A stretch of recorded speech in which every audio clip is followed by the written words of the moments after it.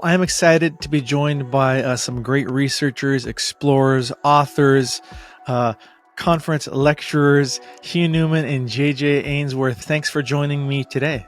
Nice to see you. Hi Dee, how you doing? Hey, it's great to have you back, Hugh, and I'm really excited to have JJ on.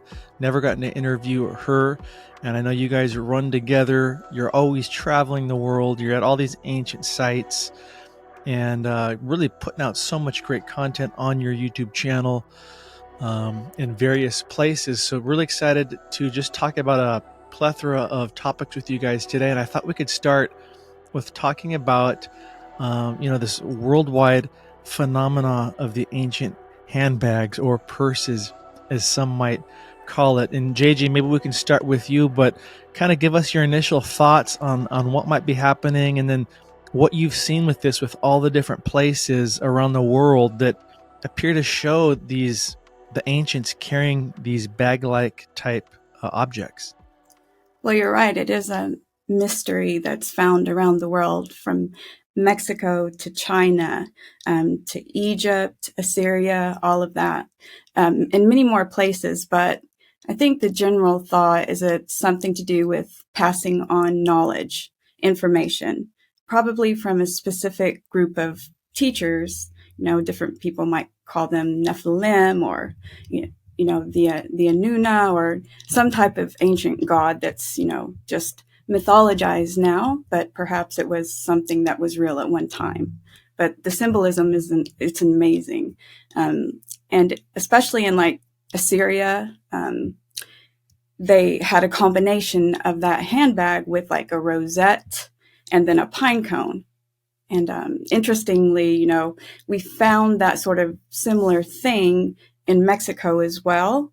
Even at Chichen Itza, there is a carving of a bird-headed deity with like an egg sort of pine cone shaped thing. And then you have Kukulkan there, which is, the serpent deity Quetzalcoatl. And so it's almost like this ancient knowledge was passed on, then spread. But, for sure, we find it around the world, and it is an amazing thing. And a lot of people have different ideas about it, but I would say it definitely has to do with spreading knowledge. Also, we have in Egypt, which you mentioned before, the Temple of Isis, Philae Island. I think it's at Hadrian's sector of that temple. You find the god Hapi encircled by a serpent. And it's almost the same depiction that we find in Mexico from the Olmec people, Monument 19, where Quetzalcoatl, that's just what we're going to call him because we're not for sure, is sat inside a serpent, just like the deity Hapi sat inside a serpent, with holding a handbag, one of these mysterious handbags. Now, how do we get this symbolism so far from each other across the world? It's just almost unexplainable. Mainstream archaeology doesn't really, recognize it. But it's a complex set of ideas that, just doesn't pop up out of nowhere. I mean, a handbag, serpent, bird, just the magic of it, or, where it came from, is just really, really odd, and definitely a mystery that everybody is really interested in. I think that's one of my favorite handbag, if we want to call it that, depictions, is what you called Monument 19 there. That is so fascinating and so clear, so precision.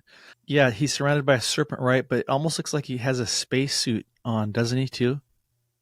Yeah, it looks like he's wearing a bit of gear for sure. If you notice on his back, there's a fin.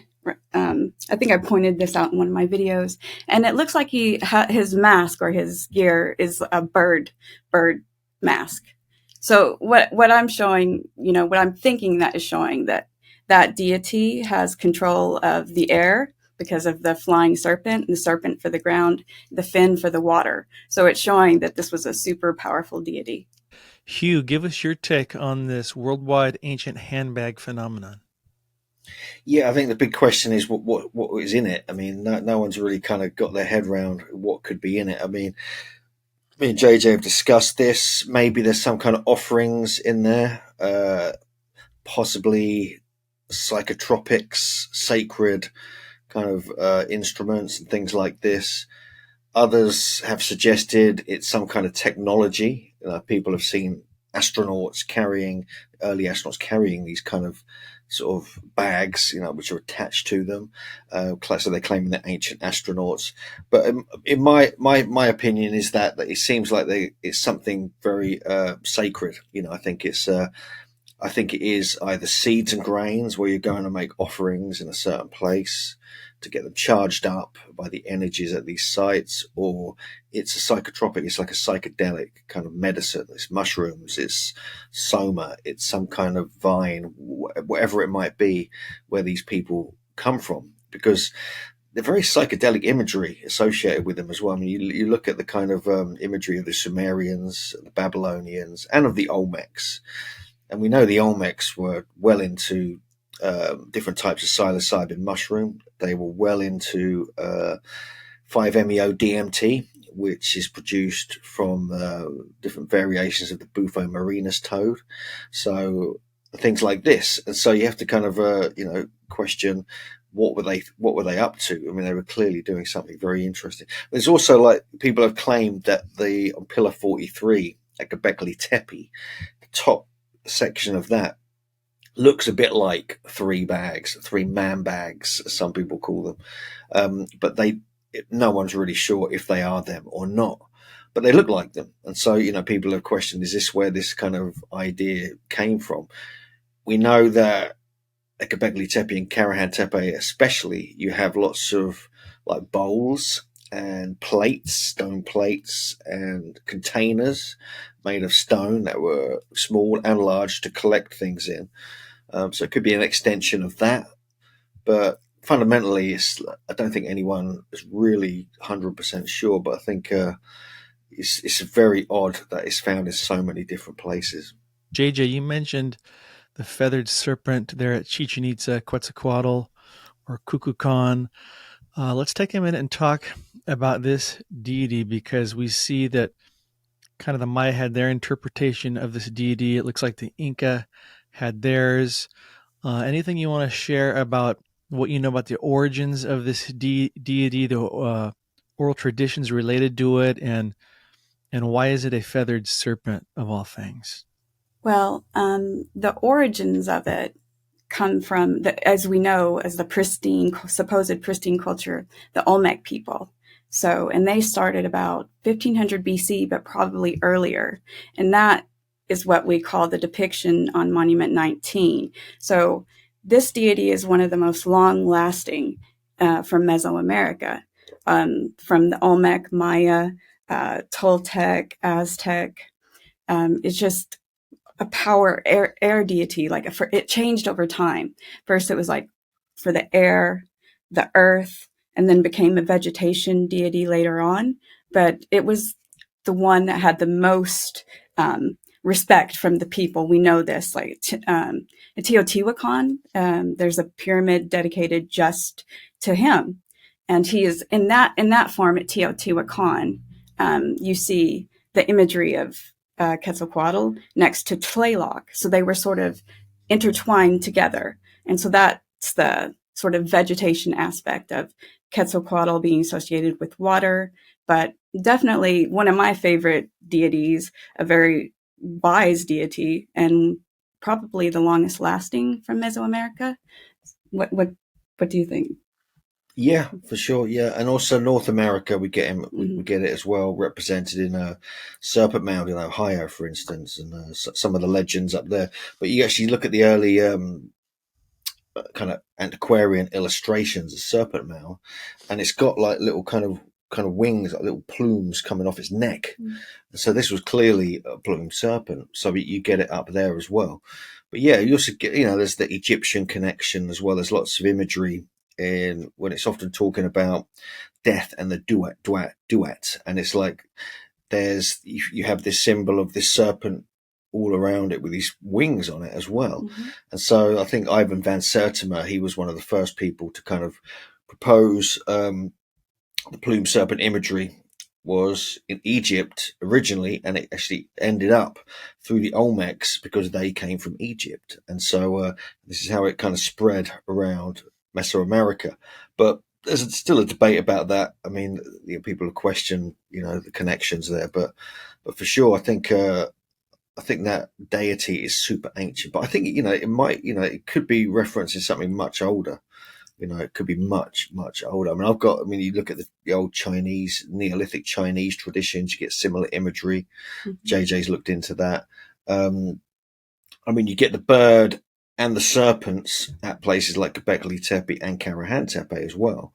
And I've got a theory, that actually the figure, the head inside the pillar shrine or enclosure AB at Karahan Tepe, if you look at it from directly overhead, it looks like he's got wings coming off the side, which connect with the kind of top part of the wall. They look like wings from a certain angle. So, and then down his neck, he's got scales like a kind of serpent.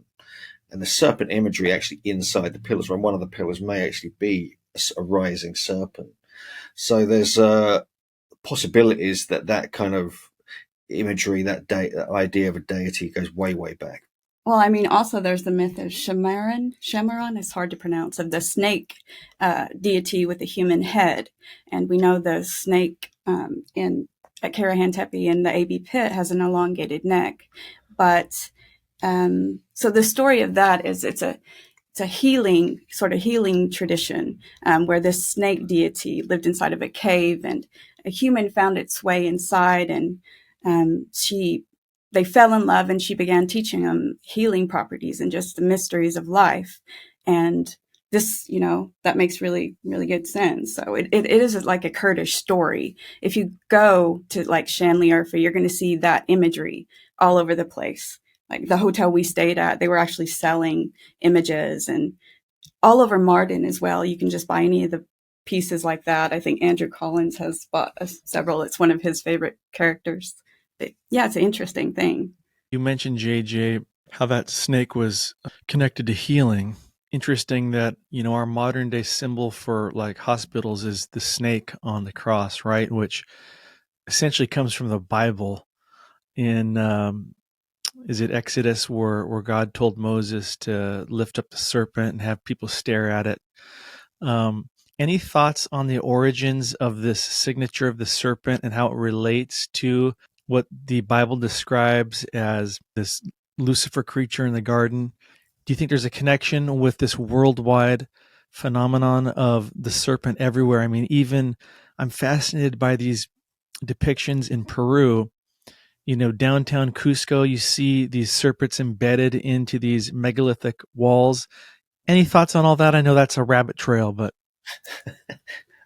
I can jump in first. If you want to go you can go very far back and find the serpent. Again, we'll just keep referring back to it. And JJ's T-shirt, Karahan Tepe and Göbekli Tepe have a lot of serpent imagery, very profoundly, in fact. But then one of the things we've been looking into, we've actually written this article, we published it here. This on if you start looking into the Sumerian myths.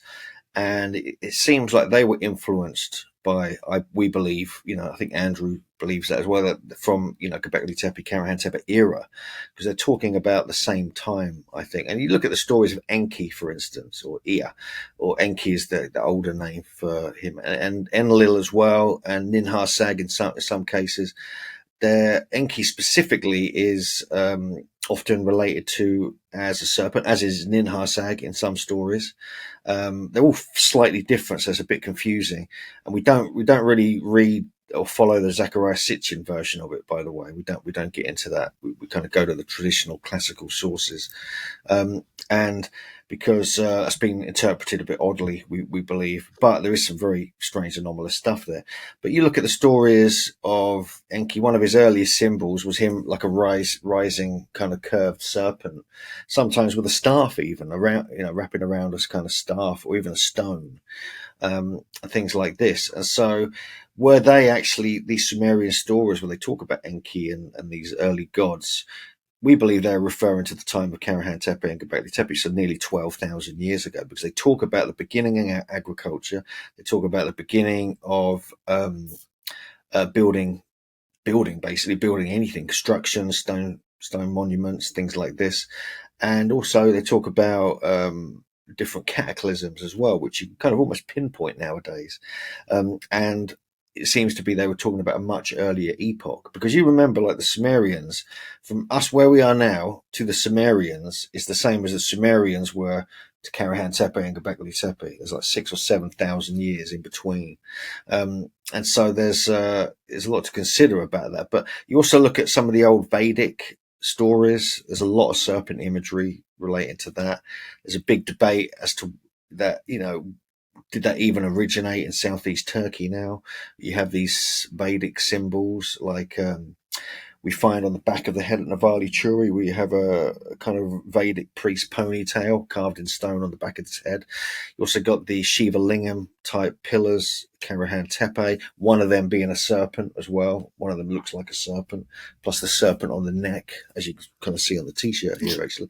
And so you got like a lot to consider. And I think it goes way, way back. Oh yeah, for sure it does. I mean, the serpentine neck itself just shows that, along with the imagery at Karahan Tepe, and snakes are all over the place at Göbekli Tepe.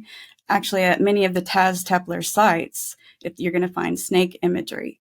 But the healing aspect of it is really important because, for example, if we take into consideration all of the snake symbolism that we find at the Tpillar sites, and then combine that with what else we know that's related to healing. So cup marks, we find cup marks, little scoops out of the stone, sometimes huge ones. And those are thought to be related to healing. Maria Gimbutas, a wonderful archaeologist and writer, that I have a lot of her books. I study her. She followed the stories back, and it relates to traditions that still go on today, where there'd be a scoop out of stones, special stones, and people would use that water from the rain that filled up for healing properties. They would wipe it on their injuries, their eyes, things like that. And usually these stones are associated with females, hardly ever males. So that's one of the reasons, besides many others, I think that serpent head in the AB pit at Karahan Tepe is female.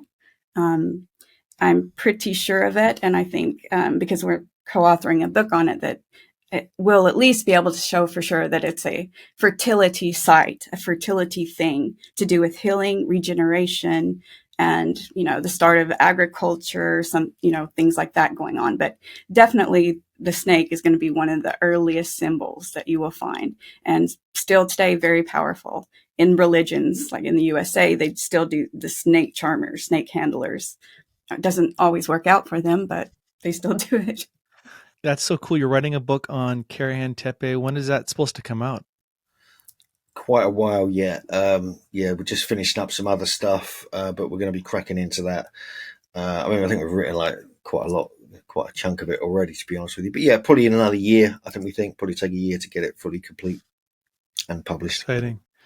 So you guys have been all over the world. You visited all these ancient sites. When it comes to, all these strange artifacts you've seen, and we've referenced many of them, do you have a favorite, or aside from the ones we already mentioned, that Olmec Monument 19, do you have a favorite artifact somewhere in Turkey or somewhere around the world that you just think is so bizarre?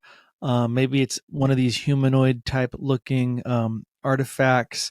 And so tell us what it might be and some oral traditions regarding it. I'd love to hear from both of you guys. It's not one of my favorite artifacts, but I just wanted to talk about something that just popped in my head. We were in Bolivia, and I think we were going to the site Chiripa along the coast of Lake Titicaca. And we had to go through like this rigmarole to get a key to go into this museum. Like the key holder had to walk like a mile from a village to bring us a key to get into this museum with no electricity. It was just ridiculous. But once we got inside, oh my gosh, there were skulls in there that they looked so strange. I think a couple of them looked even odder than like the Paracas ones. One of them was just so, I think I have on my Facebook somewhere. If you look up Chiripa, you can see, but we've seen a lot of really strange artifacts. And that's probably one of the scariest ones I was confronted, because it was just a little bit different, a little bit freakier than the really odd ones from, the Paracas people that are hard to beat. What city was this?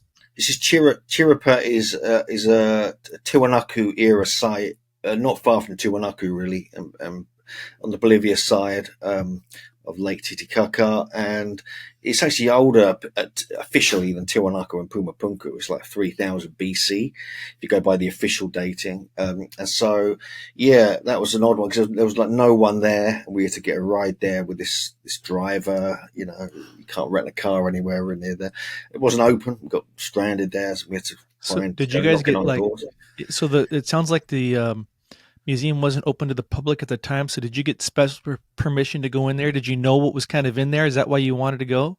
Yeah. I kind of knew about the site, and we kind of knew, but it's not a case of like it wasn't open to the public. It was a case that no one ever visits there, and they were like surprised to see anyone there. So we had to go and hunt them down. We knocked on a few doors in the nearby kind of village. Found the key holder and got in, basically had it to ourselves literally for the whole time we were there. But it's a really important site, Chiripa. It's got huge megaliths in this square, large kind of enclosure, kind of almost like a bit like Tiwanaku in some respects. It's got beautiful statues in the museum and all these skulls, very odd skulls in there, very elongated. Extreme cradle boarding. Some of them didn't have the right sutras. It was all a bit, what the hell? But yeah, that was an odd place. So you can get to it, but it's not easy. It's not easy. I love it because you guys have seen a lot of ancient artifacts, skulls. So it must have been pretty bizarre, JJ, for you to walk in and you're almost frightened by these skulls that you saw. Like, describe them a little bit more. So they're similar to Paracas, but a little different. Yeah, similar to Paracas, but so the front of the skull sort of like came in near the eye sockets, and the eye sockets sort of expanded out. It just looked weird, almost like an insect type of thing. But you recognize it as looking like a human, but not at the same time. So the Paracas ones kind of mostly look the same. But if you put this skull next to them, there'll be some major difference, because you're going to be, what is this? This isn't what we see. Elongated skulls are weird enough as is, but what is this? So yeah, it's just a very odd place. In the area as well, it's not very far from where they found the Fuente Magna bowl, which is kind of 3 foot wide. You probably know about this. I'm sure some of your viewers do. About 3 or so foot wide. They thought it was made of ceramic, but it's actually made of sandstone, carved out of sandstone. And inside it's on now. I think it's on display now in the Bolivia Gold Museum, or the museum there in La Paz. And you can't photograph it or anything like that. But it's got what it is. It's got a load of Aymara script on it, which is a classic ancient Bolivian script. Aymara people still kind of live in the area, the ancestors of them anyway. And then it's got Proto-Sumerian and a type of Sumerian script, it's like a Rosetta Stone of South America. And this was found in the 1950s, a few miles from Tiwanaku, a few miles from Chiripa. And if you're talking about interesting artifacts, that is one of the most interesting. We did some filming with Ancient Aliens for it when David Childress was over there with us. And yes, it's never properly been kind of worked out. People are claiming that it must be a fake, can't be real. But the fact that it was found in the 50s and it was used by these pig farmers to feed their pigs for about 20 years before that, after they found it. So it probably goes back to the 30s or the 20s. So who would have come up with the idea to hoax something like nearly 100 years ago and put it there as a kind of little trick thing and put really elaborate, very accurate script on it from 3 different kind of cultures? It's very bizarre. So that is one of the most, and around the rim of it, actually around the top of it, it's actually got a serpent kind of coiling around, carved out of stone, sort of eating its own tail like an Ouroboros. and all this other imagery and carvings and sort of heads, and arms and hands sticking out of the side of it as well. So that was that general area as well. So these very weird people with these weird skulls were creating artifacts like that probably thousands of years ago. But that proves, I think, without doubt, there was a connection between places like Tiwanaku and Pumapunku and the Middle East. So how far back that goes, really far. It could go back tens of thousands of years. It could go back a few thousand years. But certainly it goes back to the Sumerian era, which is around 3 or so thousand BC. I'm glad we got on this topic of Tiwanaku and Pumapunku. Such a fascinating place. And are these skulls that you guys were describing possibly related to the humanoid-looking statues that are seen there? Tell us about these statues, the ones that kind of got the big eyes. I'm blanking on what they're called, but give us a little bit background about the oral traditions of that and how old those might be. Yeah, I'll jump in. Yeah, there's you get like these kind of you get this in Guatemala and some Olmec sites as well. You get these kind of almost like goggle eyes on some of them. There's the Ponce statue, or the Ponce statue, which is the big one. It's like 30, 40, 35 feet tall inside a little museum there. I snuck into this secret part of the museum when we were back there in 2018 and photographed. I made a video about it actually. We actually spent about 10 days there, staying in the best hotel in town, which is not nice. And the Tiwanaku Hotel, they might have done it up by now. But what we also found, one of these statues. Well, when I was walking about around the kind of far side of it, I think the northern side, I spotted it when we did a tour there a couple of years before, but then we had time there. I went to investigate it, dug all around it, turned it over, and it was one of these Viracocha statues that had never been recorded because the grass had covered it up for hundreds of years. So that was quite fun. It was actually, I'll send you the link to the video. People can check that out because I wrote an article about it because we found all these artifacts in the museum that no one has seen before. I've never seen them because we snuck in there when it was kind of not many people were around, had a good look around. There's like a storeroom there. And they got dust all over them. They haven't been out in the open ever. So we were kind of blown away. So yeah, so you get a lot of those type of statues with the strange eyes, with the kind of square faces. And these are the classic kind of, they're very similar to the tiki statues you get throughout the Pacific. Even on Easter Island, you have similar, there's one crouching, kneeling statue, which has a similar look to it as well. So there's a lot of odd connections around there. But whether that's a reference to them particular skulls, we're not sure. But you get similar statues like that at Chirapa as well, for sure, because it's the same kind of, just before Tiwanaku officially, even though there's a big debate about the age of all these sites now.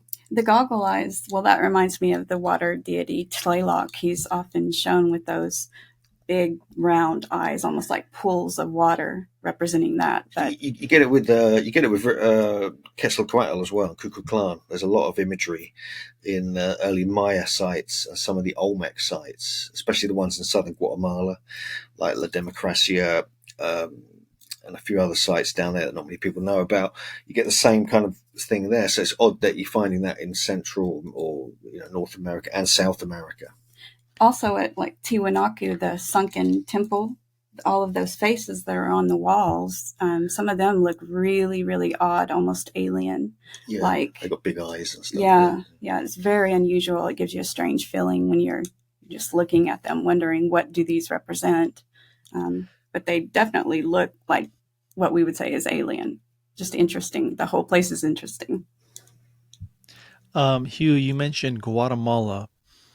What do you guys know about these photographs that have surfaced of that supposed giant stone head that once existed that's kind of looking up into the sky? Do you believe that was actually in existence and just, I guess, demolished by vandals years ago? I think I know the one you mean. It's got a car sort of next to it, hasn't it? Yep. A couple of people standing around. Unfortunately, I think that got proven to be a kind of, someone got it made, and it kind of got photographed. I don't know. So I'm not sure. I don't think it's genuinely super ancient, but it might be. I might, no one knows because there's so few records from from that era. But there are big stone heads in that part of southern Guatemala. Yep.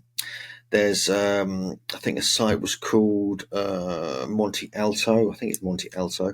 This is in southern Guatemala. There's an area called La Democracia. You can actually go there to this town square of a village called, or town called La Democracia, and it's actually got several large stone heads and Buddha type seated figures of these Olmec type statues, and they got the big square eyes on them as well, which is very odd. I had a good exploration of that way back when I was there in like 2009 or something, and we are planning on going there because we've got a friend who lives down on Lake Atitlan. But yeah, there's a lot of interesting stuff down there. It's one of the most dangerous places in Central America, so you have to get prepared a little bit if you're gonna. I think Marco Vergato made it down there, but I think he kind of went with some locals. I mean, when I was there, we actually had to have a guy with a gun just to kind of drive us about, just in case. Wow. So, but that was a long time ago. It might be nicer now. Marco survived. Yeah. Those statues have magnetic properties, right? Yeah, they do. Which is interesting. They do. So do some of the Olmec statues. There's a couple in. There's one at La Democracia that has. I think it's in the right temple. It's got like a highly magnetic area, so they chose it for that purpose. And some of the other ones, the Buddha type statues, the magnetic main point is in the kind of belly area, the navel. So they definitely had an understanding of magnetism. JJ, I saw your photo you posted recently because you guys were in Israel, I think, not too long ago, and you are standing or even laying on a stone by the foundational walls there of the Western Wall. I'm blanking on what that part is. It the Kotel tunnels? Is that what it's called? Yeah. Well, yeah, and it's interesting. If you want to go and visit those, you have to join a tour. But we did that, but we broke off from the tour and just stayed. don't think you're really supposed to do that, but we took advantage of our time there. But that's one of Hugh's favorite stones, isn't it? Oh, it's crazy. I mean, it's more than that. It's more than that one. There are more. Yeah, there's a load of them. There's like 5 of them or something. That one I think is 565 tons. They've worked it out as. There's one. There's several. If you actually go there, I do recommend it. But if people do go there, go on the tour thing. You have to do it. And then just stay there. They can go off and do their thing, and then you get it all to yourself. But it's so big, you can't get it all in one camera shot. It's almost impossible. And it's Baalbek kind of style. But there's several of them all the way down, and they know it's a different type of stone to what is found in the bedrock there. So it's come from somewhere else. So it must have been carried. Traditionally, it was like part of Solomon's temple, Temple Mount.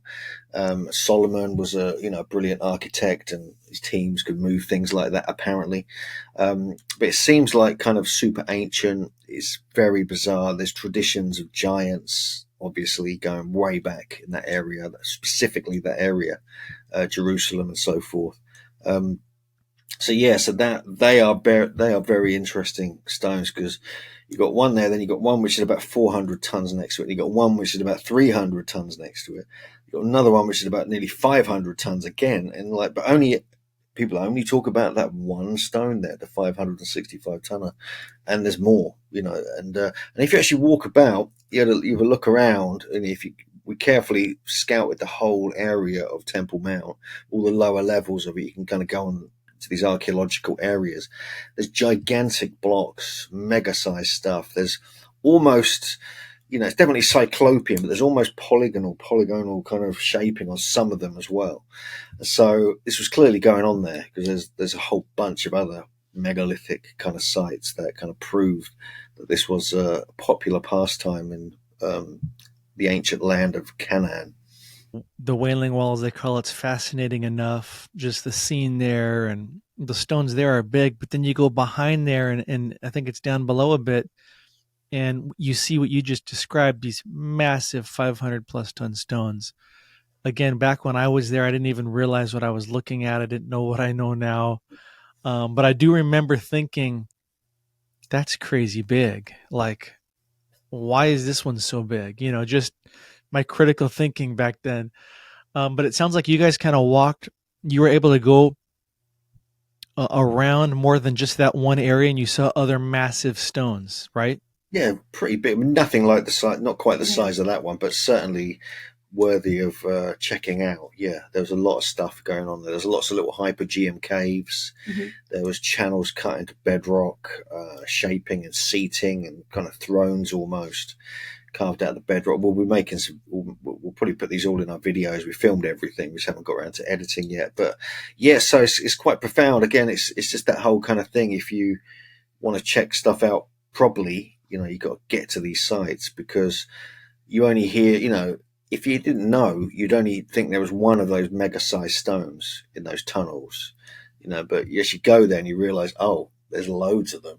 They're everywhere. And it's exactly the same wall as the Wailing Wall. It is that same wall. It's just a bit further down and a bit lower. Mm-hmm. So it's the same kind of construction, although it could be much earlier in date. Yeah, I just that photo was one of the best I've seen, JJ, with you right next to that stone because like you said, it's so massive you can't get the whole thing in. And so that was just the perfect shot of JJ with the stone showing the scale. So I mean, yeah, it looks like it's very similar to the stones there in Lebanon. I think they call it Stone of the Pregnant Woman, which is just massive. So I think Solomon built this, around, is it like the 10th century BC? It's supposedly this temple. So my question is, might he have built this on far older megalithic ruins? Yeah, I think so. It seems like that, when you go there for sure. I mean, there's stuff that's older there. Yeah, I think you can't deny that when you start. It's the same with Baalbek as well. People claim it's Roman or earliest phase is Phoenician. That's been proven now. But yeah, it seems like there's something super ancient there, possibly even going back before the time of before the Neolithic or the early Neolithic. It's hard to tell, to be honest with you. And even at the quarry where the stone of the pregnant woman, there's another larger stone just below it, like to the left. Yeah, and it's just crazy big. And all of these places like that have almost mystical properties where you experience weird things that I never like to experience. It always has a big effect on me when it happens, because I'm one of those people that likes hard reality, like stuff that I can touch. But we often have strange experiences. It seems to go hand in hand with it. But inside the Temple Mount, inside this Holy of Holies, the kind of the stone, the main stone, what's it called, the rock, the dome of the rock. Yeah. Mm-hmm. Now we couldn't get in there. They don't let anyone in unless you're kind of religiously oriented and things like that. I think it's controlled by Islam, things like this now. But that stone in there, if you've seen photos of it, it's mind blowing because it looks like that's like the peak of the hill as such. Originally, it would have been the peak of the hill, but that is carved out like something you find in Peru. Like something you find now at Karahan Tepe and places in the Tpillars region of Turkey. It is hypogeum style carved out of rock. And like, if that was in like Cusco or up on the hills above Cusco, it would just look in place there. It looked like it should be there. So what on earth is going on with that? And they claim that there's a square or a rectangular chunk of it, which is where the Ark of the Covenant went on and things like this. There's other areas that look like they're kind of seating. There's other areas that look like other kind of carvings, really beautifully done out of this solid rock. So you got that there as well, where you've got this almost like Peruvian style kind of beautiful carved stone, at the very peak. That's the most sacred part of all the religions in the world there. So that says something that they're kind of worshipping megaliths.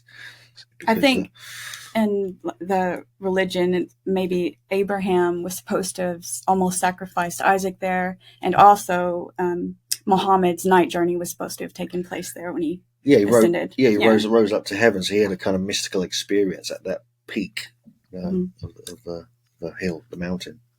So fascinating. I want to ask you about two other spots there in Israel. You guys, I think, went to this site called Gilgal Rephaim, where it has the Wheel of the Giants. Fascinating. Tell me about this. Tell me about your experience there. And do you think this might have been built by Nephilim giants, i.e. Goliath, that the Bible describes? Well, Gilgal Raphaim, when you get there, it's a very odd thing to look at. It's a bunch of stones piled on top of each other. It actually looks like it's concentric circles. It looks like Atlantis or something like that, really made of stone. But it's difficult to get to if you want to go see it. On either side of the road that we travel on, there's like weaponry. You get all these signs saying "Be careful, sniper, whatever, fire" for practicing military. So it's in a really odd place to begin with, and you have to hike like a mile or so, I think, to get there, or a kilometer. Yeah, it's a tough place. I mean, Israel's tough generally to get anywhere, to be honest with you. But that one is that's well worth it. That's well worth a visit. It's beautiful. It's next to the big Sea of Galilee. It's near there, kind of thing. The Golan Heights. There's loads of dolmens in that whole area. And it's supposed to be Bashan. It's supposed to be like King Og's domain. If you're looking into the sort of biblical stuff, apparently, and so people have often thought all the dolmens related. You're talking about the bed of Og, certain dimensions. It actually relates to some of the dolmens up there, but also there's a huge kind of dolmen chamber in the middle of it, which you can go inside of.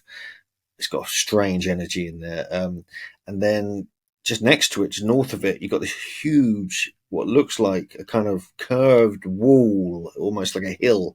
And you send the drone up and it looks like a giant serpent, like a serpent mound, like 10 times the size of the one in Ohio, but made of stone with a stone head and eye and things like this. Very odd.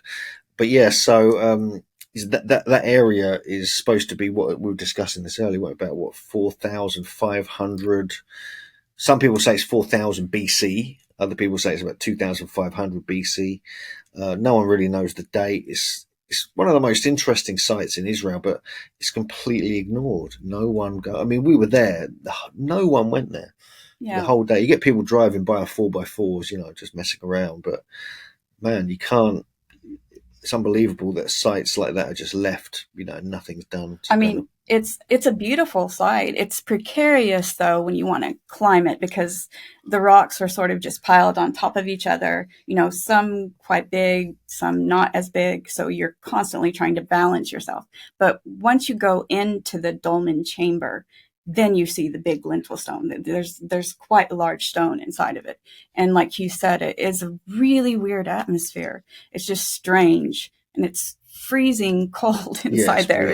The temperature just changes immediately. And you're just like, oh, so at the it's nice in there, but you don't want to stay.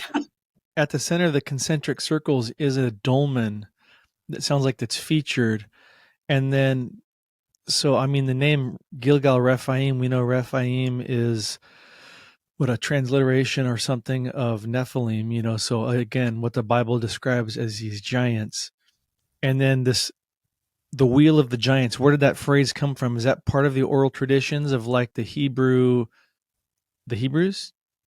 Well, Gilgal is traditionally, I think there's a Hebrew word. I'm not sure, but that is a traditional name for stone circles in that whole part of the world, ancient Canaan, Israel, and so forth, Palestine, all that area. They're mentioned in the Bible repeatedly. They talk about, sort of some of the patriarchs involved in constructing these stone circles.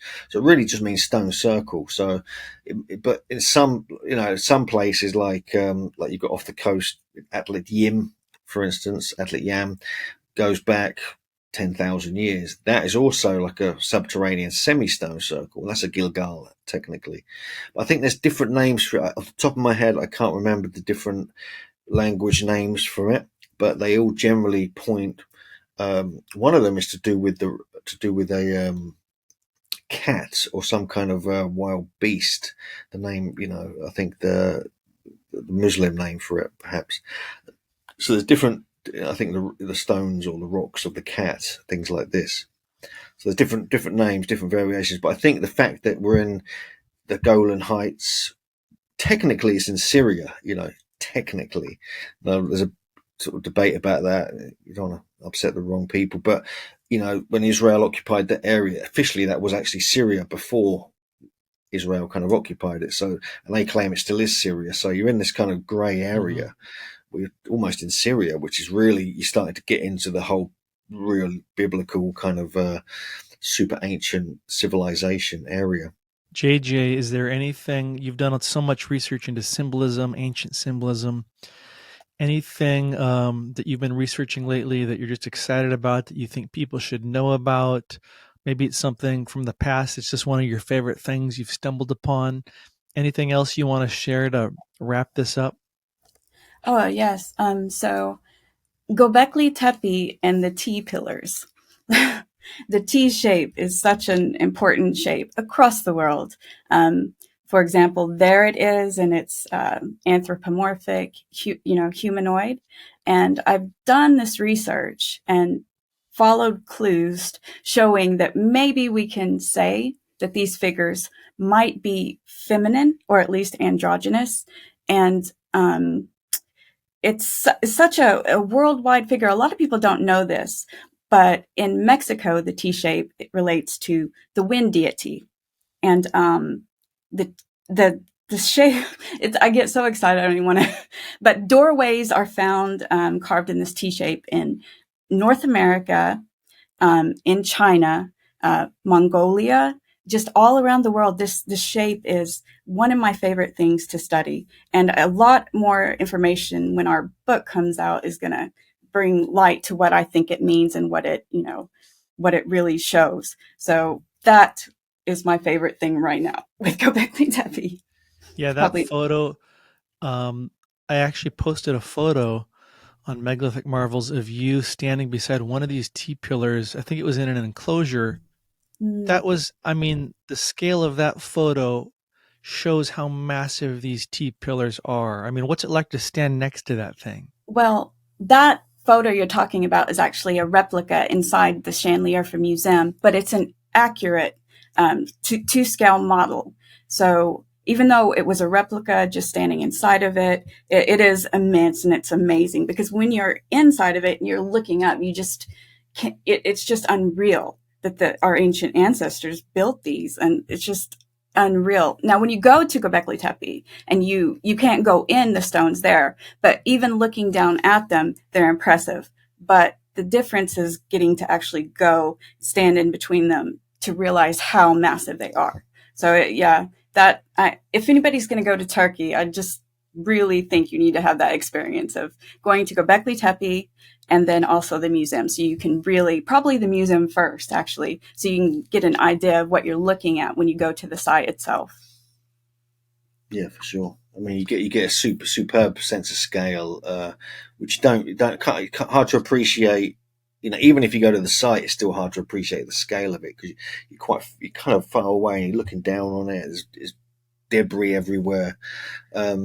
But yes, it's same with Karahan Tepe as well. Hopefully, we've heard rumours they're going to make reconstructions of parts of that as well, which would be impressive, especially the Pillar Shrine, the AB pit, which is JJ's t-shirt there.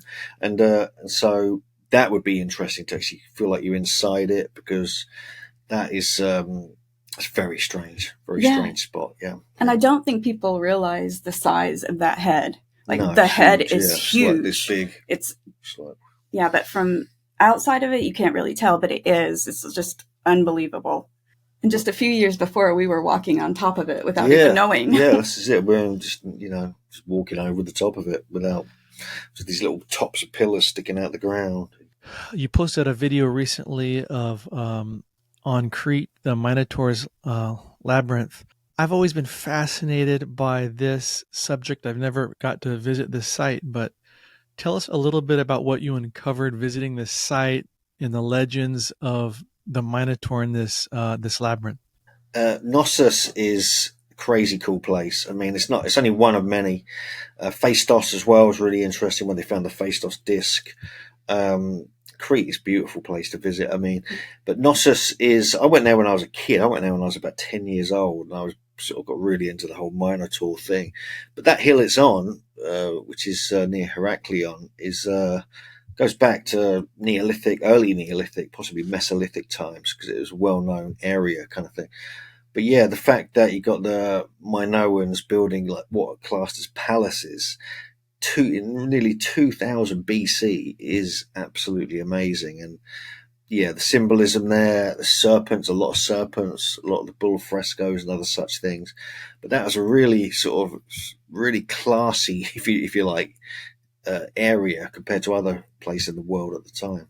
They've reconstructed, bits of it. They have like red columns. Some of it's really beautiful. You can still see the famous throne and libation bowl there. But unfortunately, you can't go into where the labyrinth would be located, supposedly. But you can stick your camera over and you can kind of look at the layers going down underneath. But one of the things they found there, these are in the museum. You might have seen the photos with they got these giant, what are called labyrinths. That's where the labyrinth name came from. There's these giant double axes with both sides axe heads and they are like 10, 12 feet tall, so like 15 feet tall. One of them, I think, and if they're wielded by anybody, it's either the Minotaur or it's giants. So you're saying they found actual double axe heads that were found in the labyrinth? Yeah, that's where the labyrinth name comes from, apparently. Labyrinth, which is the name of these kind of double axes. And funnily enough, the labyrinth is also associated with butterflies. It's a butterfly symbolism. So it's like a death wielder and a life giver sort of symbolism, like a female thing. And this is part of Maria Gimbutas's research too, Lithuanian archaeologist. But so Crete is full of amazing stuff like that. It's just unbelievable as well. Oh, and the original name of Crete is Megalithomania, which just want to remind people, it's a very cool name, Megalithomania. Love it. Sounds like a dinosaur, doesn't it? Yeah, I've seen some, I don't know if it was photos or I think a video, maybe before they closed it off, somebody got into this labyrinth. And I mean, it looked like, it wasn't just tunnels. I mean, there were stones and it looked like it was shaped. And for people who might not know, can you quickly tell us just kind of the legend of the labyrinth and why it's, with the bull, the Minotaur? So apparently, I don't know if it was a queen or some woman of importance, slept with a bull. This is basic, like this myth I don't know that well, and had a child that was half man and half bull, and they kept it underneath the palace in the labyrinth. And there would be kids or different people brought in for sacrifice to go in, and the Minotaur would attack them. But that's basically what I know. You just had your Megalithomania Conference.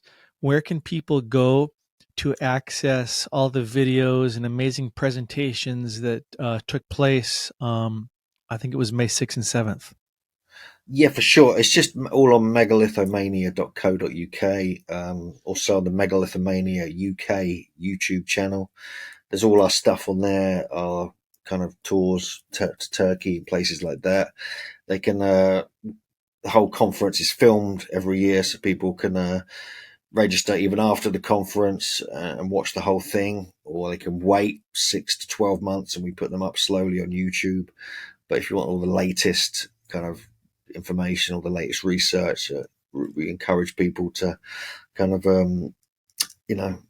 sign up for it and check it out.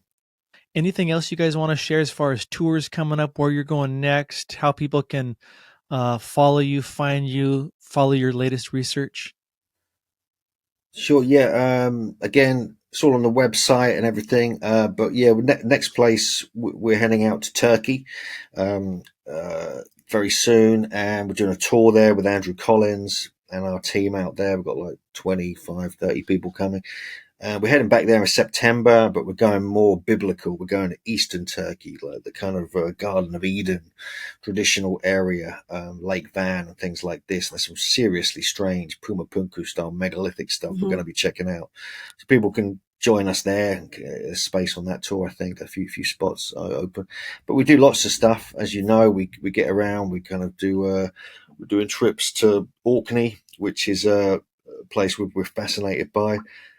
there's some news on Orkney. They're going to be covering over and finishing after they finish the excavation of the Nessa broadcast. So we're rushing to get a couple of tours in there so people can at least see it before it gets covered over in 2024. We do Egypt like yourself. Egypt is just incredible. I mean, if people haven't been to Egypt, they've got to get there and see the serious megaliths there. And Hugh, you've written some books. JJ, do you got any book in the works? Yeah, with Hugh right now, we're writing about Karahan Tepe, so that's right. But JJ's, she's not going to mention it herself, but JJ, you can check out, it's called Megalithic Maiden on YouTube and on various social media. She posts some cool videos about her research and travels there, so you should definitely check that out. And everybody follow JJ's Facebook page, I think, is probably one of the premier places you post, right, JJ? Yes. She's got a great Facebook page with all kinds of photos and articles and stuff she's written. So, JJ, Hugh, thank you so much for your time. It was a fascinating interview.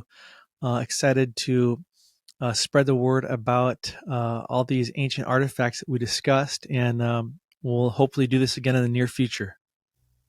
Thank you. Thanks, Dee.